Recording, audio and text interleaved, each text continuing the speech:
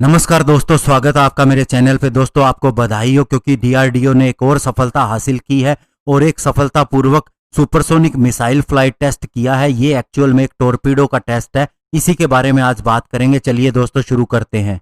तो दोस्तों आज भारत ने Wheeler Island coast off Odisha से एक सफलतापूर्वक टेस्ट किया है।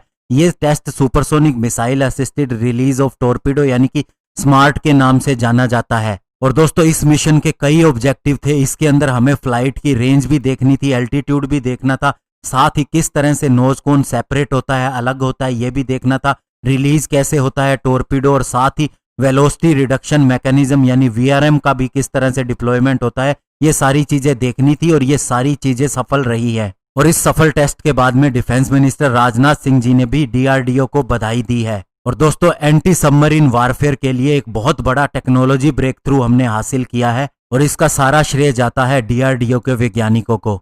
और दोस्तों इस टेस्ट के जरिए हमने एक light weight anti submarine torpedo का परीक्षण किया है, जिसे कि एक मिसाइल सिस्टम के द्वारा असिस्ट किया गया। और ये दोस्तों इसलिए किया जाता है कि जो नॉर्मल टॉर्पीडो की रेंज होती है उससे अगर दूर भी टॉर्पीडो के द्वारा ऑपरेशन करना हो तो क्या वो किया जा सकता है या नहीं, इसी को देखने के लिए ये टेस्ट किया गया। और इससे हमारी एंटी सबमरीन वारफेयर कैपेबिलिटी को बढ़ाने का मौका मिलेगा।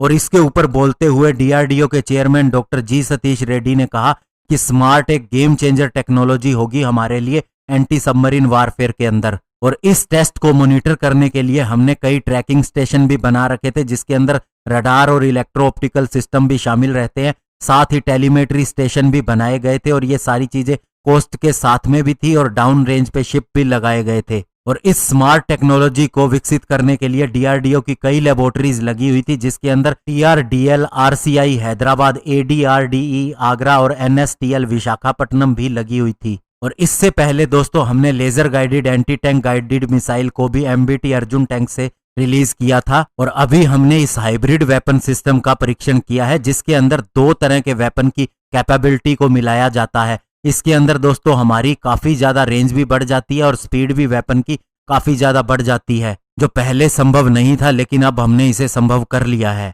और इस वेपन की अगर बात करें स्मार्ट की, तो ये एक सुपरसोनिक एंटीशिप मिसाइल है और साथ ही इसके अंदर एक मीडियम वेट टॉर्पीडो भी लगा है अपने पेलोड के साथ में, और दोनों मिलके एक तरह से सुपरसोनिक एंटी सबमरीन मिसाइल का ही काम करते हैं। और अगर दोस्तों सूत्रों की माने तो इसकी रेंज 350 नॉटिकल माइल्स है, यानी कि 650 किलोमीटर के बराबर है। और इस हिसाब से ये किसी भी सबमरीन को लगभग हाफ सी अवे से ही टैकल कर सकता है।